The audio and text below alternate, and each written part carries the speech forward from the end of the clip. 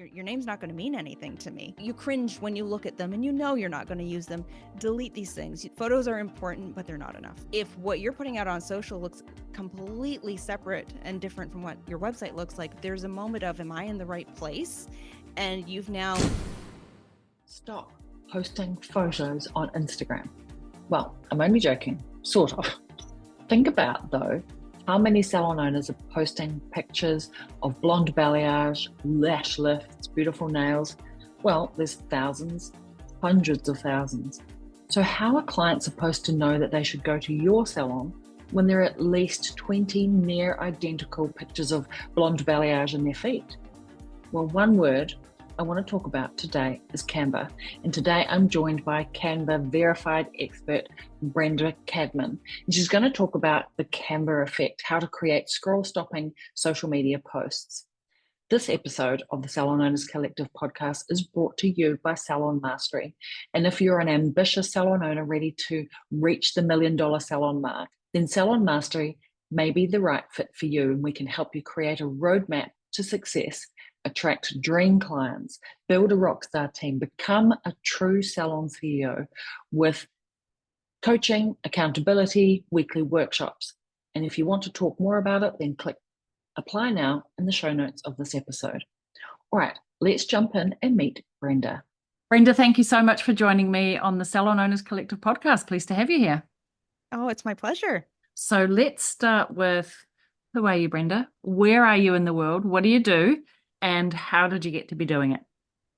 So I am a Canva verified expert. I'm actually one of only 55 or so of them in the world at this time. And I am based in Prince Edward Island in Canada. So it's quite snowy here today, but I love it. I'm originally from the West Coast, and there's still some novelty to the winters here on the East Coast. But I have only been a verified expert since, that program launched at the beginning of 2022. Before that, I was a Canva certified creative, but my background is actually as a website development company. I ran companies in that field for over 20 years.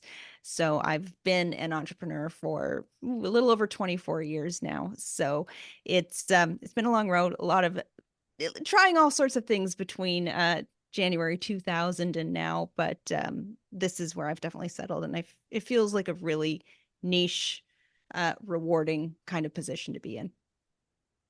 I love that. I love the evolution of business. That's really great. Yes. So one of the reasons I'm excited to have you here is I feel like, first of all, Canva took over the world in terms of design and socials and marketing and all of the things. I've been a big fan for a really long time. And it's a tool that all of the salon owners that we work with use in one way or another. And so it becomes a really important part of business. But as I was talking to you before we pushed record, it's also a beast that you could get lost in the deep, dark hole.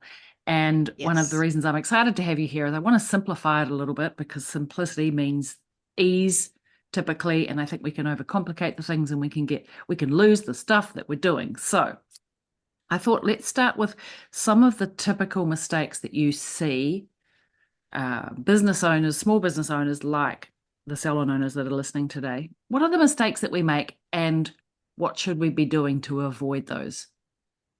You are absolutely right that it's very easy to get overwhelmed by the program, because not only does it have so many features, just when you think you've kind of gotten a handle on everything that's there, they then update things and roll new things out. It becomes this rabbit hole that you can go down. You can spend all your time in, and trust me, I know, is what I do. And I still feel like I don't know, a whole lot of what it's capable of doing, because they are constantly rolling out updates.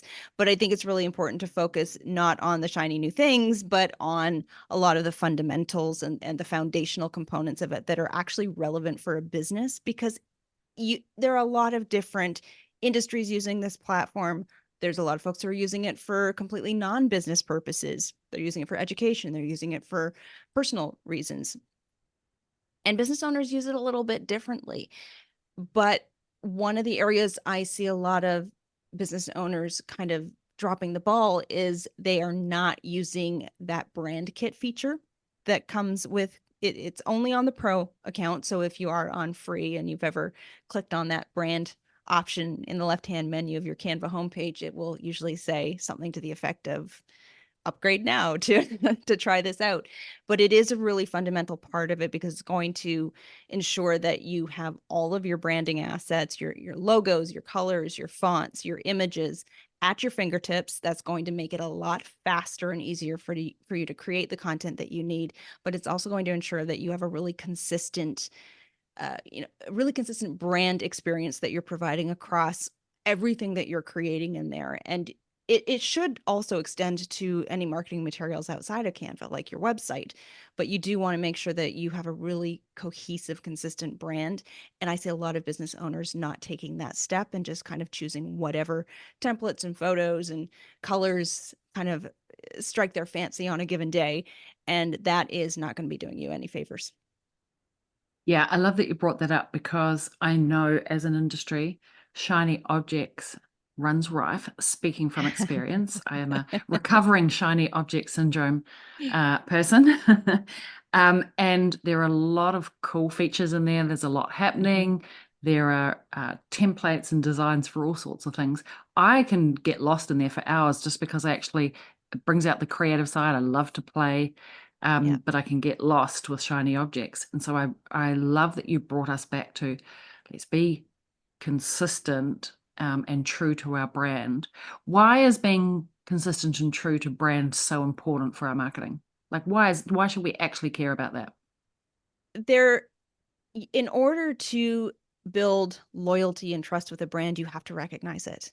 And in order to recognize it, they have to be consistent with what they look like. I'm sure that, I mean, there's certainly no shortage of content out there. And if you're scrolling through Instagram or whatever, the choice of social media platform is for a given day, it's very easy. It all kind of blends together. And unless you have a really distinct look and feel, you're not going to stand out as being a particular brand. And we need that recognition.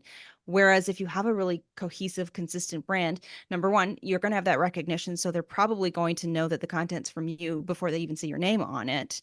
But it also is going to be really important in terms of creating kind of that seamless, great user experience that we want to provide. Because if what you're putting out on your social platforms doesn't look like what your website is presenting, when they do get to your website, which is ultimately what you want them to do, is to book a consult and actually reach out and make that connection with you.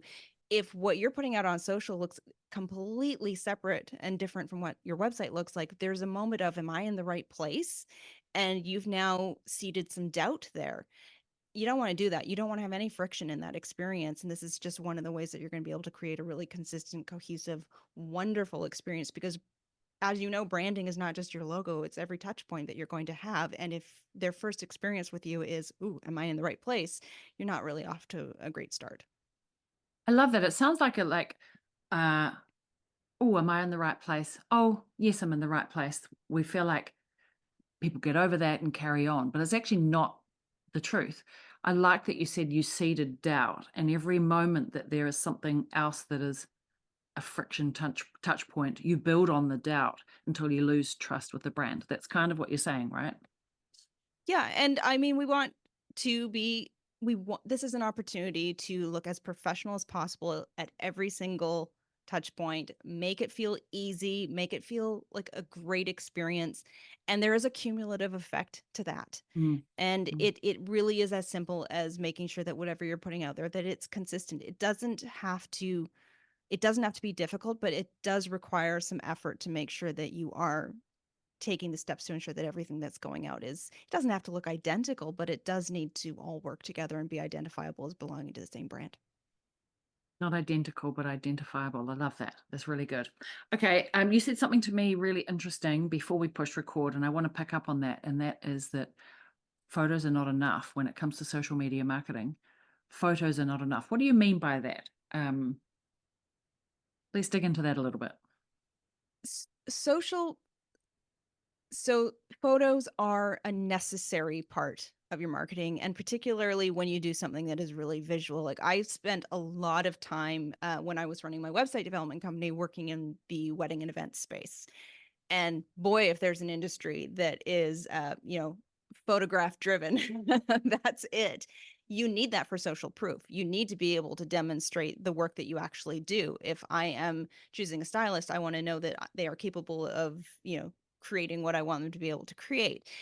But that, back to that point about the branding, the recognizable brand, 2 photos, um, you as stylists might be able to, salons might be able to tell the difference of, oh, that's so and so's technique. I don't know that as a consumer. I'm not able to recognize you from a photo. I need that visual branding component, that color palette that's consistent, those patterns and textures that you use across the board on all of your social graphics and your website. I need to be able to identify you in another way. Photos are important, but they're not enough. Hey, I just wanted to jump in here and interrupt super quick to say that my team and I are on a mission to elevate the industry. We want to change the perspective of the industry that this is a career for school dropouts who like painting nails and playing with hair. Damn it, we're business owners, we are CEOs, and I need your help to get out that message. Too many owners are working 60 hours a week or more and not paying themselves. And I want to change that in this industry. When you subscribe to the Salon Owners Collective podcast, the algorithm gets a jolt and the podcast is pushed out to more salon owners just like you. Together, we can elevate the industry. All right, that's all I needed to ask. Back to the episode. I love that. Making it identifiable and connecting that picture or that transformation to your brand specifically. I guess we're relying a little bit on social posts. We're relying on the top line of this is the brand, the page name, but it's not enough. We need to connect that visually to the whole brand. Is that what you're saying? Well, and also, I mean, think about how folks are actually consuming your content. They're not necessarily going to the place that has your name on it. They're seeing the images first. And then if I'm intrigued by what you do, I may go visit your actual platform feed page, whatever that is. And because I'll want to consume more from you at that point. But if I am being exposed to your content for the very first time, there's a good chance your name's not going to mean anything to me initially. Right. So yeah, true. Okay. I love that. I feel like that's really important. Okay. Outside of the branding piece, consistency, being recognizable, let's go back to Canva and some of the cool features that it offers. I feel like in the last couple of years, the whole face of it has changed. As a company, we're in Canva all of the time, but myself personally, I'm in there less. When I do need to go in there, I get a little lost. And I get like a magpie, I look at the shiny, cool stuff. Yeah. So what are some of the new cool features that we should know about so we can go and just have a little moment's shiny object syndrome? If you're looking for shiny objects, certainly Canva is not alone in jumping on the AI bandwagon. There's a lot of the features that are being driven by AI now, and they put a lot of emphasis on that at their Canva Create event and also at their most recent kind of public new feature rollout this past fall. So they have what's called their Magic Studio, and it's a series of different kinds of features that you can use to do all kinds of interesting things with your photos. So the earliest feature that they now consider part of this Magic Suite is background remover, which a lot of folks will be aware has been there for some time, but now they've certainly refined that. But now you can do things like Magic Edit, where you can not only remove something, but you can edit it and replace it with something else. And the one that I really like that's come out now is Magic Expand. So if you are trying to fit one of your, an existing photo or just a stock photo, even that you're wanting to use into a space and it's just not quite big enough, and if you crop it, it's not filling the space, you can use their Magic Expand feature to give you some selections, some options of what that space might actually look like if there was something else there. Sometimes it gives you really creative, wonderful results. Sometimes it gives you bonkers results that there's just no way you would Of ever use. course. Seen some very creepy results that come out of it, usually involving people with very warped looking hands. But if you're trying to, for example, expand a background, it can use AI to kind of fill it in, and that can end up, giving you a little more flexibility in terms of creating images that fill the space and don't feel like you were trying to force an image to fill the space. So I really like that Magic Expand, but there's also one that allows you to remove text out of an image, like to grab the text component and remove it and replace it even. On one hand, it's amazing. On the other hand, it's a little bit terrifying what you're able to do in terms of photo manipulation and how easy it is now. But I would definitely, recommend exploring some of those magic edit or magic kind of options that are available in there now. I don't think it's the last of them. I think you're going to see some more stuff coming out as well. Yeah, okay. I'm excited to jump in there myself. Yeah. All right, let's talk a little bit about, the longer we use the tool, the more stuff is inside. The Oh, yes. uploads, the uploads folder is pretty busy in there, and they're my favorite photo. Where the heck is it? And Mm-hmm. somebody new in the team wants to find their stuff. Can we just have a brief conversation about actually being a little bit organized? It takes a little bit, in my experience, takes a little bit more time up front to be organized, but I always appreciate it later to be able to Yeah. come back and actually find the stuff, or my team members to be able to find the stuff. What are your, I don't know, what's your sort of top tip on managing what could become chaotic inside of Canva? And it's really as simple as staying on top of it. You obviously, if you have been using it for an extended period of time, you probably already have a lot of content in there, and it can feel incredibly overwhelming. The last thing you want to do, probably if you're seeing mounds of designs and images, is to have to sit down and put some sort of order to the chaos. But it really is important, if you are newer to using it, great time to start. Let's get some folders in there and get into that habit.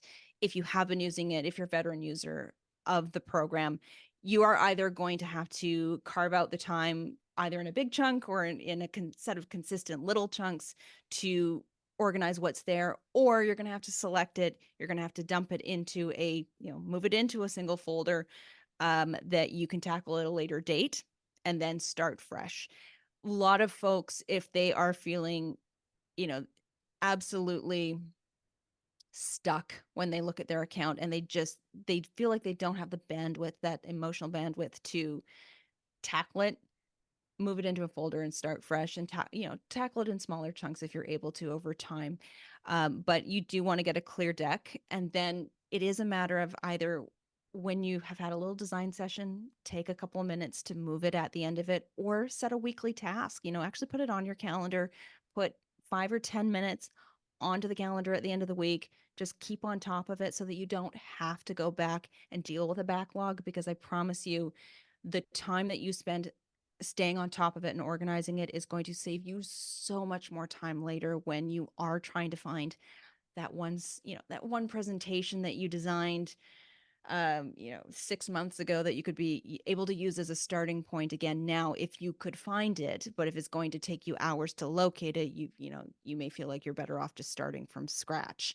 So you will claw hours back if you spend minutes here and there staying on top of it while you're at it. Okay, this is the best advice ever. First, I want to touch on the fact that you said you don't have enough emotional bandwidth.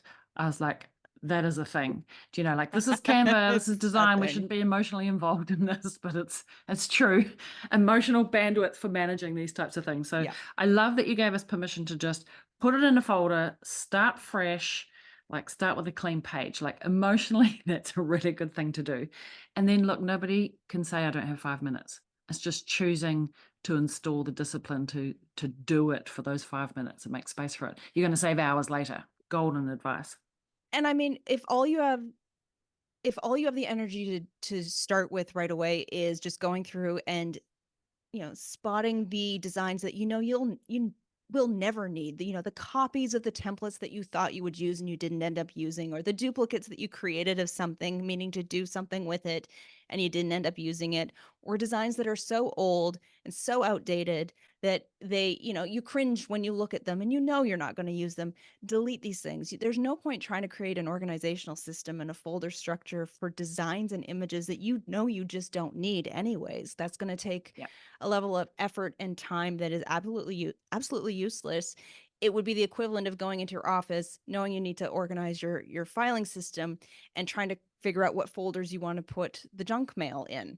Unless you're keeping something in there as reference that you're going to want for later on, you don't need to organize the garbage. So let's get the garbage out first, see what you're left with, and then you can start figuring out what sort of categories does this chunk down into? What sort of folders do I need to support it? But let's save yourself some trouble and get rid of the garbage in the first place. I love it. Good advice. You heard it here first. Okay, Brenda, you're a business owner. You have been for a long time. What is a quote or a mantra that keeps you kind of on track and super focused? It's a lesson that has been it was a hard lesson to learn. And you actually almost used the exact phrase a little earlier when we were talking, and it's stop overcomplicating things. Because I am somebody who wants to get it perfect. I'm somebody who wants to do it just so and get it, I am my own worst enemy a lot of the time in terms of progress towards completion of things that I want to do, because I want to do it in a very, very specific way. And I need to stop overcomplicating it. Sometimes it's okay to let things be easy. And that progress is better than the perfection. So that is something I still have to repeat to myself. And it's really only in the past year that I've really started embracing it. And it's remarkable what happens when you allow a little bit of ease into your life and give yourself a little bit of grace, so you don't have to get it perfect. Yeah, I love that. Giving yourself some grace and keeping it simple is quite hard, which is kind of It funny. is. Little I love irony that. there. Yeah, little irony there, exactly. All right. What is a book or a resource or a podcast you've listened to recently that you think everybody should get their hands on? And it's funny because you and I were kind of talking about this a little bit before we started recording, and I racked my brain about this because I'm grateful you gave me a little heads up that you'd be asking that, because the reality is I don't read a lot of business books. I don't listen to a lot of business podcasts anymore. After being in business for a couple of decades, I'm kind of set in certain ways, but I also will pick up little bits here and there.